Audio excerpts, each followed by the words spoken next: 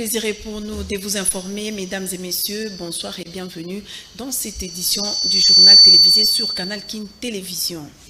Le secrétaire national au budget, Marcelin Bilomba, vient d'être démis de ses fonctions à travers une correspondance signée par le secrétaire général du parti, Augustin Kabouya. Le mobile de la suspension de Marcelin Bilomba est lié à son implication dans les détournements de près de 60 millions de dollars américains destinés à la construction des écoles dans l'espace Grand Kasaï. Selon la même correspondance, le secrétariat de l'UDPS se réserve le droit de prendre d'autres décisions plus corsées, une fois la responsabilité de Marcelin Bilomba est établie dans ces détournements. Nous y reviendrons dans nos prochaines éditions avec images et commentaires. Maître Kizito, président fédéral du PPRD Mwamba, avance que le silence de Joseph Kabila dans la crise qui secoue le PPRD n'est pas un silence complice en faveur de Manuel Ramazani Chadari. C'est plutôt le bénéfice que l'on accorde à Chadari pour démissionner, sortir tête haute avant toute procédure d'humiliation. Maître Kizito en parle une fois de plus en duplex au micro de Jean Pinchonji. Il faut faire attention, chacun de nous a toujours une attitude, une façon d'être. Le président national est ce qu'il est depuis des années. Et donc c'est quelqu'un de beaucoup de douceur, de beaucoup de calme, il ne parle pas assez, il laisse toujours que tout son entourage puisse arriver à un point, à une conclusion telle que l'intéressé lui-même puisse peut-être regarder l'intérêt général plus que ses avantages personnels.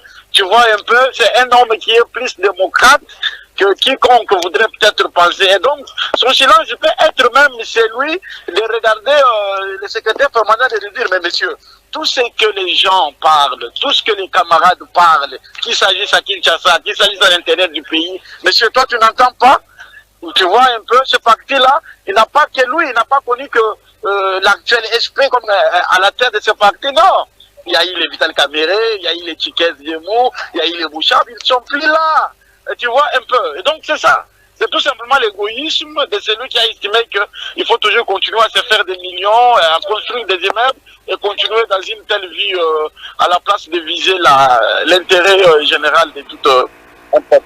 Si nous continuons avec cette allure, l'échec est préparé. Si nous continuons avec cette allure, l'échec est presque patent. Il est temps aujourd'hui que ce monsieur puisse rendre l'établi. Nous n'avons pas autre chose que nous demandons que la démission de ce monsieur et de toute son équipe. Tu vois, tous les gens qui étaient comme ces caciques, les Bochab, les Lumanu et les autres, les chefs qui tournent tous, ils ont fui, ils sont en débandade, ils sont en train de laisser Kabila seul. Alors qu'il est temps de donner ce parti à une jeunesse montante remplie aujourd'hui de visions claires de Joseph Kabila de reconstruire ce pays dans la cohésion, la concorde avec tout le monde.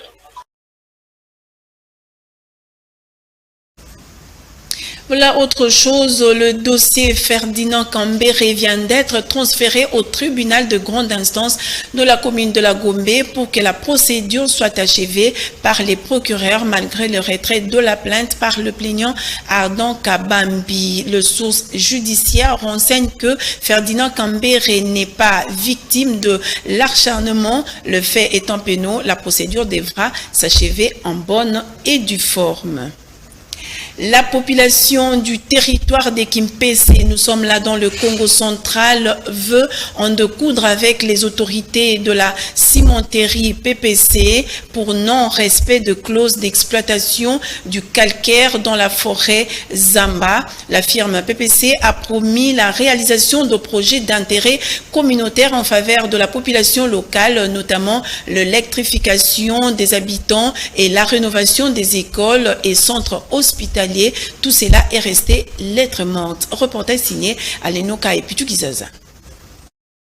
La société PPC qui fabrique les ciments au Congo central dans le territoire de Kimpese n'a pas respecté ses engagements dans les clauses contenues dans les cahiers de charges pour l'exploitation des terres de la forêt Zamba, acte qui a poussé la population de Kimpese à organiser une marche de protestation contre la cimenterie PPC. Dans les clauses signées en 2014, il a été prévu que la cimenterie PPC à capitaux anglais puisse construire les écoles modernes terre pour la population locale. Elle devra procéder à l'électrification du village où elle exploite les terres et devront alimenter les villages par l'eau potable. Et en fait, la société PPC avait pris l'engagement d'intervenir dans l'agriculture locale pour améliorer celle-ci. Au regard de tout ce qui précède, ces clauses n'ont pas été respectées jusqu'à ce jour. Cette entreprise poursuit son exploitation des terres à Kimpese pour la fabrication du ciment. Voilà pourquoi les habitants de Kimpese sollicitent l'application du gouvernement central pour que la cimenterie PPC respecte ses engagements. Basalaki clause wana, c'est depuis 2014. Au baloba kake bako tonga tant bazo tonga usine, bazo tonga école malamoko. Donc tant usine est aussi la école pesili et école moderne s'il vous plaît. École wana tonga maté. Ba prometa ba autochtone to ko tie la bino dispensaire on a kino na na plateau na olobawa izala raté ba ko mai eau potable na kata village ba chama ya une eau potable on a te biso zaka ko boka mbela tozo ko tombola mongongo po ba autorité oyo ba yebite ba ke quelque part na kata mboka na bango tala makambo ya sanité zokoloba soto la ni biloko ya président de la République Fachi aloba chango bien qu'il faut moi partenaire moko gagnant le bouyer na mboka batu bouyer ko investir et ça la bino bozo gagner donc tout peut faut pas gagner mais comment depuis 2014 le loto lobawa 2021 7 ans durant le président de la République Félix Tshisekedi Tshilombo a dit lors de sa descente au Grand Katanga que la RDC veut les partenariats gagnant-gagnant pour dire dans les partenariats RDC et investisseurs, la RDC devra gagner et les investisseurs à leur tour devront également gagner. Retournons à Kinshasa pour vous dire que le chef du gouvernement, le Premier ministre Jean-Michel Samalukonde, en appelle à un nouvel état d'esprit pour cette année 2022 dans le chef de tous ses collaborateurs. C'est ce qui ressort de la séance d'évaluation organisée à la primature en ces débuts d'année. Le Premier ministre estime que tout le monde est conscient des enjeux de cette année, totalement charnière avant celle consacrée aux élections. Commentaire signé Jean Pinchonchi. L'efficacité pour atteindre les résultats escomptés par le gouvernement aura été le résumé de l'allocution du Premier ministre à l'ensemble de son cabinet. Précisons, l'année 2022 est pleine d'enjeux et de défis et tout le monde devra se mettre au diapason de ces challenges. Tout au long de l'année 2021, je me suis rendu compte que toutes les victoires que nous avons pu avoir ont été des victoires collectives. Et c'est pour cela que je pense que en ce début d'année, je dois compter sur chacun et chacune d'entre vous qui faites partie de mon cabinet. Votre abnégation de 2021 est à redoubler pour plus de relief au profit de la République, a renchéri le chef du gouvernement. Car l'année 2022 qui vient de commencer est une année pleine de défis pour le gouvernement. Et cela selon la vision de son Excellence Monsieur le Président de la République, Félix Antoine Tshisekedi Tshilombo. Les avis ont convergé en vue d'admettre l'immensité de la tâche pour l'année 2022. Une tâche qui ne sera surmontable qu'au prix de l'engagement et d'un dévouement sans faille. L'élu de la commune de Kimbanteke, Amos Mbokoso, a été honoré par le chef de quartier Ngapani lors d'une cérémonie d'échange de vœux pour l'année 2022 qui vient de débuter. La coordination des chefs des rues de Kimbanteke a saisi cette occasion pour remercier le notable Amos Mbokoso eu égard à ses nombreuses actions en faveur de la population et principalement des démunis. Alenoka et Pichukizaza. L'honorable Amos Mbokoso, l'élu de la commune de Kimbaseke, a répondu à l'invitation des membres de la coordination des chefs de rue du quartier Ngapani à Mikondo dans la commune de Kimbaseke en vue de participer à la cérémonie d'échange de vœux de l'an 2022 organisée par les quartiers. À cette occasion, les chefs de rue ont saisi l'opportunité pour remercier de vive voix les grands notables de Kimbaseke qui est devenu notable de Tchangou pour ses actions, et c'est du fait que le patriarche Amos Mbokoso depuis plus de 30 ans habite le quartier Mikondo, et quand il est élu député provincial et devenu ministre, il est resté permanent aux côtés de la population. Il n'a pas quitté Kimbaseke comme le cas d'autres élus qui ont quitté leur quartier pour aller s'installer ailleurs après se faire élus. Chaque fois que la population a besoin de moi, il est tout à fait normal que je réponde. Aujourd'hui, les chefs de rue avaient besoin de moi pour certains problèmes qui concernent mon quartier. Comme je dis toujours, moi j'habite le quartier Ngampani, je suis à Kimbaseke, je suis élu de Kimbaseke. Je dors à Kimbaseke, je me réveille à Kimbaseke, et chaque fois qu'il y a un problème, je ne manque pas d'intervenir. Il y avait des problèmes internes du quartier, c'est comme ça que je suis venu, et essayer de parler avec les chefs des quartiers pour voir, harmoniser les vues, voir comment on peut, dans les mesures du possible, apporter la solution. Les coordonnateurs des chefs de rue du quartier Ngapani, en la personne de Ngoubou, dans son adresse, a rappelé qu'Amos Mbokoso est un vrai notable et défenseur de la population de Kimbaseke suite à ses actions et œuvre en faveur des habitants de la municipalité de Kimbaseke, d'où la promesse faite par la coordination des chefs de rue du quartier Ngapani de soutenir la politique de l'honorable Amos Mbokoso. La coordination des chefs de rue du quartier Ngampani avait bien voulu présenter ses vœux les meilleurs et de prospérité pour l'année 2022 à son Excellence Monsieur le ministre provincial Mbokoso. Compte tenu de ce qu'il fait comme réalisation, comme action qu'il mène dans les quartiers, des actions visibles et tout ce qu'il fait dans les quartiers. Le notable Amos Mbokoso avait bien avant promis, avant qu'il ne soit élu député provincial et devenu ministre provincial, de se battre pour l'essor de la municipalité de Kimbaseke, chose qu'il est en train de faire.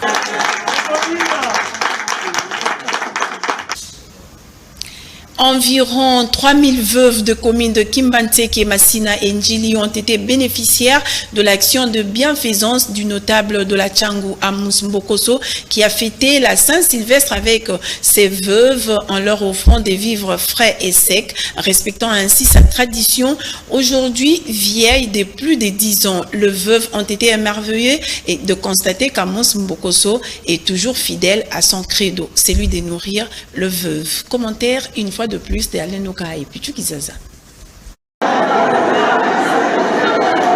Les grands notables de la commune de Kimbaseke, Amos Mbokoso, a respecté sa tradition de chaque fin d'année, celle d'assister le veuve de la municipalité de Kimbaseke par les vivres, riz, poulet, huile et autres. C'est dans ce cadre, celui qu'on appelle affectueusement Papa Social et le patriarche Amos Mbokoso a déployé des véhicules transportant les sacs de riz et des cartons de poulet pour servir plus de 3000 veuves de la commune de Kimbaseke, celle de la commune de Massina et d'Enjil. L'opération de distribution de ces vivres a eu lieu dans l'enceinte de l'église catholique Mama Wabosawa sur l'axe Njoku à Kimbaseke, dont la cérémonie a commencé par une prière tenue par le pasteur Mbikai pour exhorter Dieu de pouvoir continuer à assister les bienfaiteurs Amos Mbokoso qui ne cessent d'assister les veuves de Tchangou qui n'ont pas de mari, pouvoir les assister pendant les festivités de fin d'année. Amos Mbokoso, pendant la cérémonie et devant le veuve dans la salle paroissiale, a fixé. Son geste ne concernait pas la politique. Il a commencé à le poser depuis 2009 et bénéficie de la prière de ce veuve face aux éventualités. Outre l'assistance aux veuves de Tchangou, l'honorable Amos Mbokoso, toujours dans le cadre des festivités de fin d'année, a offert une vache à ses voisins avec qui il partage la même avenue. Ngai eloko na senga kabino kaka losambo. Bosambelaka mpo na ngai, bosambela mpo na misala na ngai, po ngai mpe nazali mutu, naza mpe na mbepa na ngai. Na nyonso oyo mabe nasali, soit na quartier, soit mpa na bino, nasengi bolimbisa ngai. Oyo mpe ya malamu, boretenir yango. Honorable Mbokoso asengi na Nzambe abatela bana ya Tchangou mpo na mobu 2022. C'est depuis 2009 que le notable Amos Mbokoso a commencé avec l'assistance de veuve de Kimbaseke, bien avant qu'il ne devienne député provincial et ministre actuellement.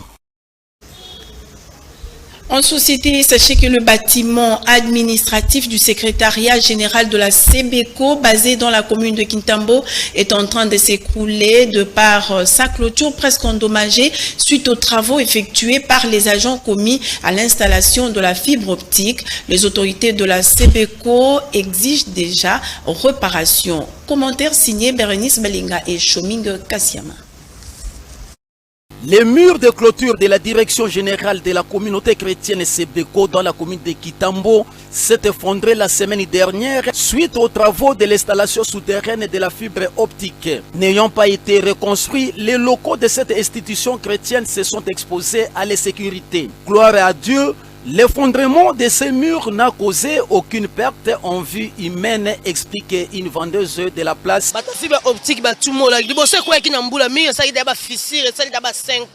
Ce mur est tombé suite aux travaux engagés par les agents venus installer la fibre optique. Mais bien avant cela, il était un peu fissuré. Et ce sont leurs travaux qui ont accéléré la procédure. Pour nous qui vendons ici, cela représentait des énormes risques. Mais Dieu merci, nous sommes tous bien portants.